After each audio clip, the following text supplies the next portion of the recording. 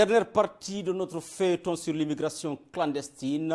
Notre invité a eu toute la baraka pour finalement, difficilement et incroyablement arriver à la frontière des États-Unis d'Amérique. Je vous laisse suivre l'épisode. Immigration clandestine, dernière étape pour les survivants donc, de ce film. Après le Costa Rica, avec M. Mokhtar Baldé, nous partons où? Après le Costa Rica, c'est le Nicaragua. Le Nicaragua. Mais cette traversée aussi est une autre traversée qui est très pénible. Pourquoi? Parce que... Ça, c'est la pirogue aussi? Oui, ça aussi, c'est la pirogue. Okay. Entre le Costa Rica et le Nicaragua, en principe, il y a une frontière terrestre qui entre La Cruz, la dernière ville de Costa Rica, et la première ville de Nicaragua, vous ne pouvez pas passer plus de 30 minutes en voiture. Mais il y a un problème entre le Costa Rica et le Nicaragua, ce qui fait que la frontière est fermée. Okay. Donc il faut passer par la mer. Et ça, ce sont des passeurs. Donc les passeurs qui négocient, il y a les gens de Costa Rica, certains passeurs qui négocient avec des gens qui ont des barques à Nicaragua, qui viennent nuitamment chercher les gens à partir de la mer de Costa Rica, et maintenant nuitamment vers les 22h, 23h, en pleine obscurité, traverser la mer pour se retrouver au Nicaragua. Mais ça aussi, imaginez-vous, parfois il y a des surcharges dans les pirogues, et ce sont les pirogues à moteur. Donc des fois, c'est le carburant qui finit en pleine mer, donc il faut arrêter tout. Les gens sont là arrêtés, assis dans les barques, attendent qu'eux, ils appellent des renforts qui viennent avec le carburant, ils mettent dedans pour que les gens partent. Et il arrive très souvent que le vent emporte les pirogues et qui tue. Et récemment, il y a eu beaucoup de corps qui ont été dépêchés, de corps des immigrés qui ont été dépêchés. On parle de 15 morts. On parle de 15 morts dans cette partie de Nicaragua. Donc, on traverse le Costa Rica, on arrive nuitamment au Nicaragua. Les passeurs ont des brousses spécifiques où on garde les gens. On arrive là, on reste. Pour la première fois, on est passé, on est resté 3 jours dans la forêt. Imaginez-vous ce que ça fait, c'est une forêt. Il n'y a pas de natte, il n'y a rien. Chacun se débrouille à se coucher là où il peut se coucher. Donc, ce qui fait que beaucoup d'entre nous avaient piqué des maladies. Même s'il pleut? Même s'il pleut, mais c'est déjà, il pleut et il y a la boue et tout ça, mais chacun cherche à résister dans l'espoir que peut-être c'est demain ou après-demain. La première fois, on est resté plus de 3 jours. Donc, il n'y avait plus rien à manger et tout ça. Et on avait avec nous un couple camerounais dont la femme avait accouché en cours de route des jumeaux. Donc, nouveau-nés qui sont là avec nous. Donc, les enfants avaient faim. Donc, pleuraient. Et nous, on ne pouvait plus supporter. On avait faim et tout ça. Et le papa, le Camerounais, le papa des enfants là aussi n'en pouvait plus. Donc, il a pris les enfants. On est sorti de la brousse. On s'est rendu au niveau des autorités. Et la police nous a récupérés. On nous a rapatriés encore au niveau de Costa Rica. Donc, il fallait maintenant encore refaire le deuxième tour pour revenir. Et cette fois-ci, on est revenu et c'était la bonne. On est resté 2 jours. Le 3e jour, ils ont fait venir des pick-up. Et imaginez-vous, ce qui était prévu, 2 ou 3 pick-up, il n'y avait qu'une seule pick-up qui est arrivée. Et dans ça, on était plus de 30 personnes et pick-up double cabine. Donc, on s'est entassé là. Personne ne voulait rester derrière parce qu'on nous avait dit que non, partez. Un groupe n'a qu'à partir, après on reviendra. Mais sachant ce que nous avons traversé depuis tout ce temps, on a refusé. Donc, on est sorti nuitamment pour se retrouver. Y compris les bébés, tout le monde. Les 2 jumeaux. Tout le monde. Donc là, finalement, on est arrivé là. Et c'est ainsi que on a traversé complètement la ville de Nicaragua pour se retrouver à quelques quelques 45 à 50 kilomètres Du Honduras. de Honduras. Donc là, il fallait descendre des véhicules et marcher à pied avant le lever du jour. Il fallait traverser cette distance-là nuitamment avant le lever du jour pour qu'on se retrouve dans le territoire de Honduras. Parce qu'une fois on est récupéré dans le territoire de Nicaragua, on va nous retourner encore au Costa Rica. Et au Honduras, qu'est-ce qui s'est passé? Donc au Honduras, là, les gens, les autorités étaient accueillants. Ils ont eu pitié de nous parce que dès que vous nous voyez sortir de cette forêt-là, M. Baldé, vous aurez les larmes aux yeux parce que chacun était complètement fondu, complètement fini. Là, je suis gros, mais dites-vous bien que quand j'ai traversé tout ce que j'ai traversé, arrivé à Honduras, les gens qui me connaissaient ne pouvaient plus me reconnaître.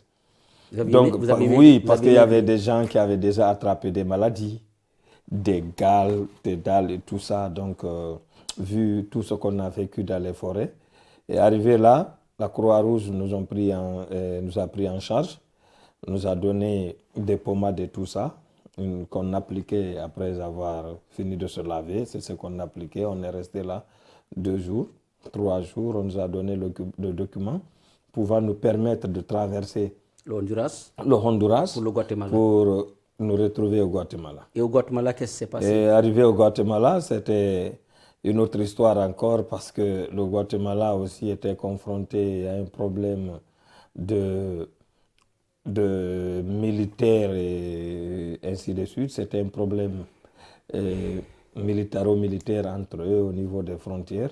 Donc on nous a soumis à quelques exercices et après finalement on nous a donné des documents, d'abord des bus pour nous amener jusqu'à la ville. Gratuitement ou bien vous avez payé? Non, on a payé. D'accord. Donc on est arrivé sur cette route, M. Baldé, il n'y a rien de gratuit, tout est payant. Donc on est arrivé dans la ville de Nicaragua, dans la capitale, de Guatemala du moins, dans la capitale. Oui. Et c'est là où on nous a donné des documents et on a mis à notre disposition également des bus pour nous amener au niveau de la gare centrale où on devait emprunter des bus. Donc c'est là où on a quitté, on est arrivé à la frontière du Mexique. À la frontière du Mexique, on a traversé. Et vous êtes Après, on est rentré dans la première ville de Mexique qu'on appelle Tapachula. Tapachula, c'est une ville, paraît-il, qui n'est pas sécurisée, qui est très dangereuse, paraît-il. Bon, vous savez que le Mexique est un pays fédéral. Donc, Tapachula, c'est une ville dans l'état de Chiapas.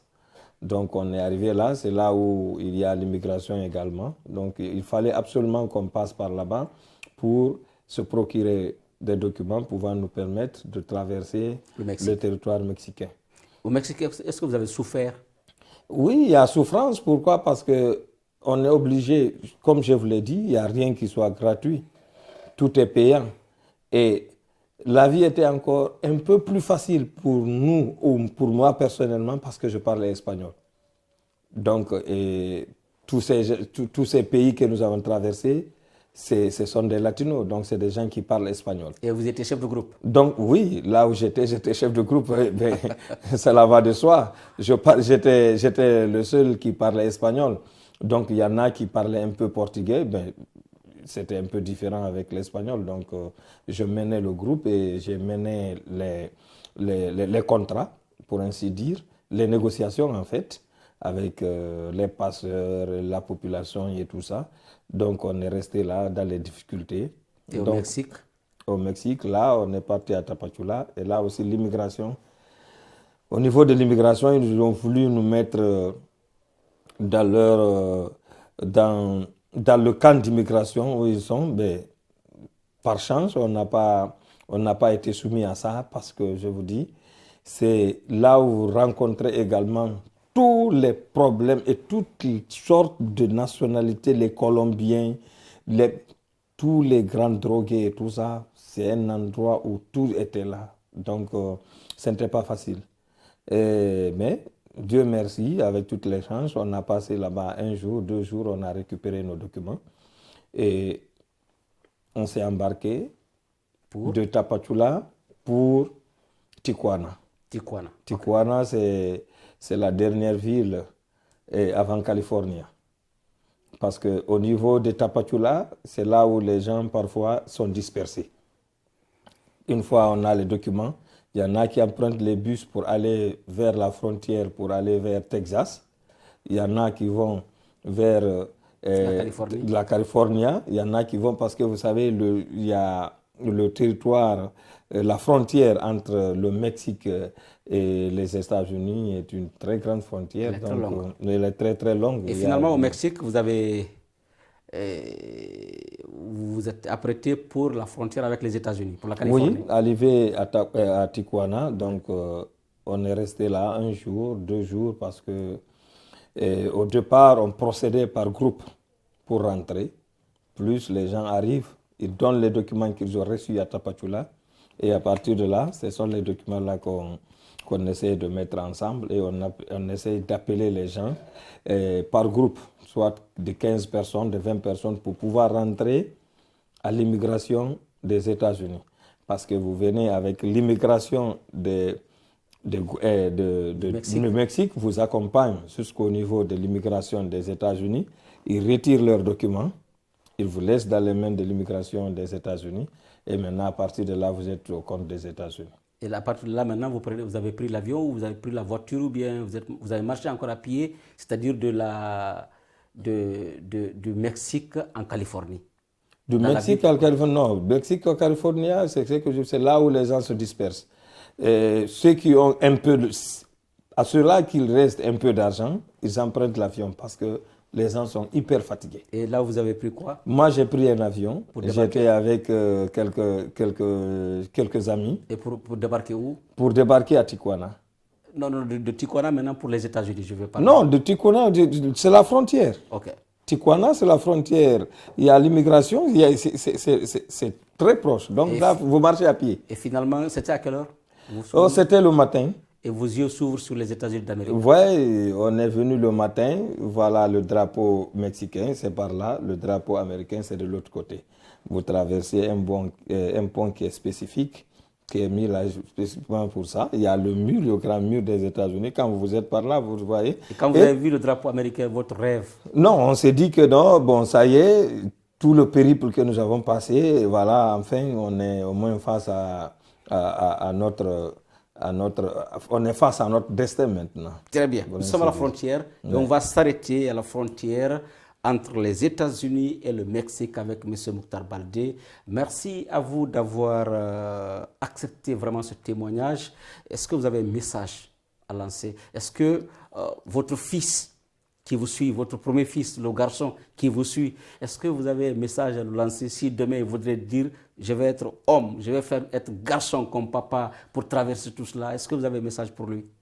Je vais d'abord commencer par dire à tous les candidats à l'immigration que pour une raison, si pour une raison ou pour une autre, on devait s'engager à partir en aventure à l'immigration, que vraiment ça soit légalement, que ce soit par la voie légale. Parce que ce que nous avons traversé, ce n'est pas la force.